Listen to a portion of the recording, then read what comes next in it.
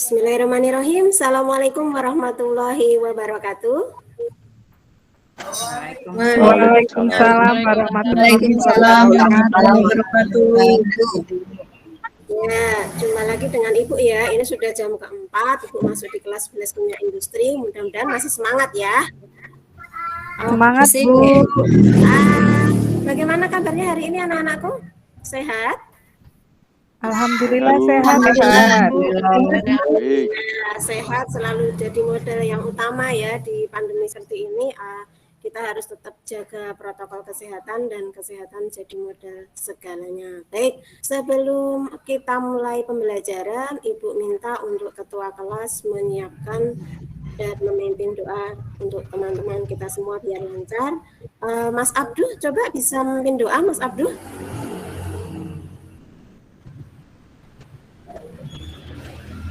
Baik, sebelum kita memulai pelajaran hari ini, mari kita berdoa menurut agama dan kepercayaan kita masing-masing.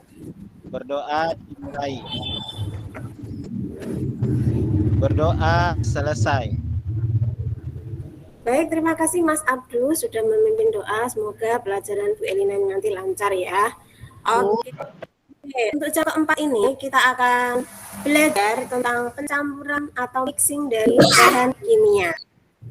Nah, sebelum mempelajari apa itu mixing, coba ya semuanya sudah tahu.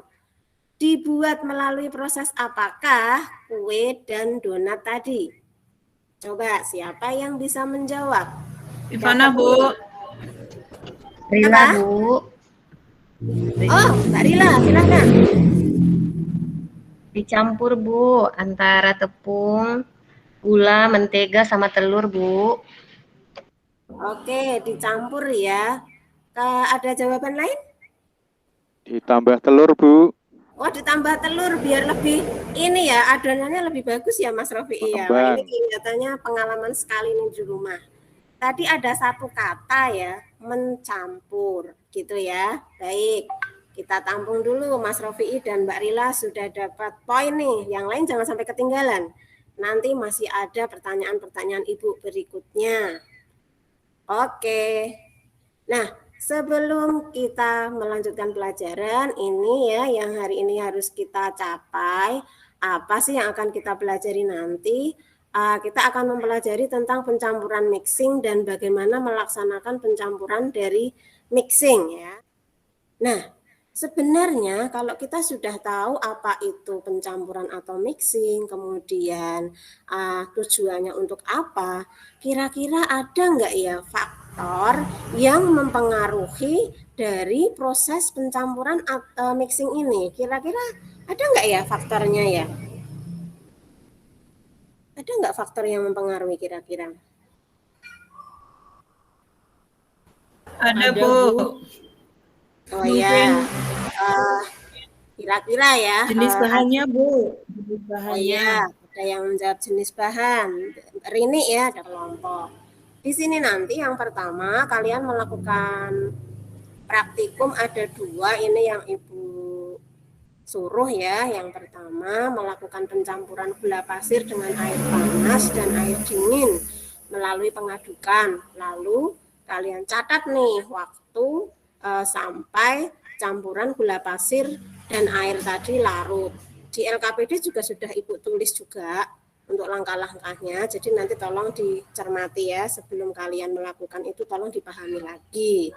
Dua ini pinjam mixer sebentar, kemudian kita bermain-main dengan tombol nih, tombol kecepatan yang ada di mixer. Di situ kan berbeda-beda ya. Nanti coba kalian bandingkan dengan perbedaan kecepatan yang ada di mixer ini nanti sampai tercampur membentuk krim. Ini yang suka bikin roti bantu mamanya pasti tahu nih krim itu nanti bentuknya seperti apa gitu. Nah sampai homogen, tadi Mbak Rini bilang homogen. Nah nanti dilihat krim itu kayak apa.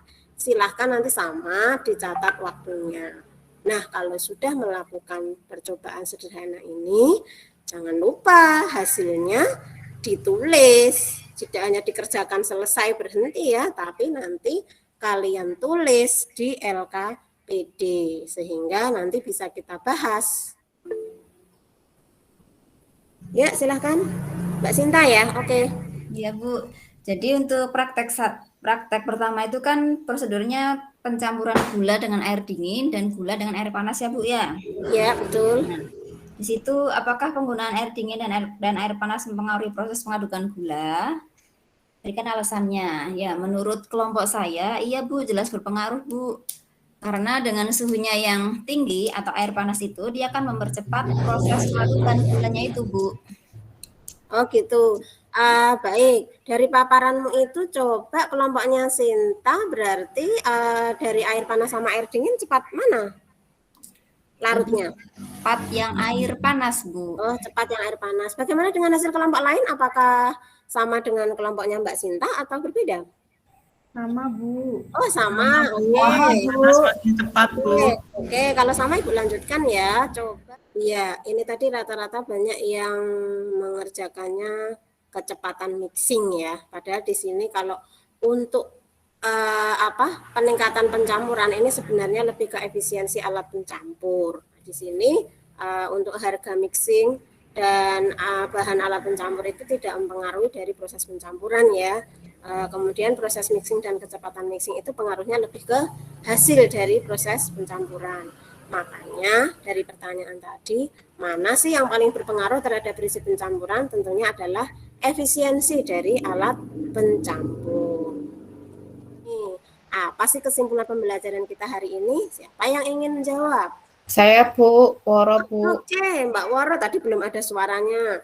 Kelihatannya pengen nilai Mbak Sinta nih. Oke, silakan Mbak Woro. Kesimpulan pembelajaran hari ini ada 2 Bu. Yang pertama pengertian mixing. Mixing itu proses pencampuran bahan yang sebelumnya terpisah dalam 2 fase atau lebih. Kemudian yang kedua belajar tentang faktor-faktor yang mempengaruhi proses pencampuran Bu, yaitu suhu dan kecepatan pencampuran. Terima Itu, kasih Bu. Baik, terima kasih untuk pembelajaran hari ini. Untuk terakhir kata, tetap semangat, tetap patuhi protokol kesehatan. Ketemu lagi dengan Ibu di minggu depan. Untuk Mas Abdul terakhir nih, silahkan memimpin doa untuk menutup pembelajaran kita. Baik, untuk mengakhiri pembelajaran kita, mari kita berdoa menurut agama dan kepercayaan kita masing-masing. Berdoa dimulai. Berdoa selesai. Kita kepada guru.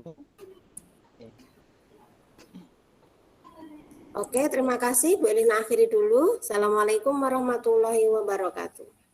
Waalaikumsalam warahmatullahi wabarakatuh. Terima kasih Bu.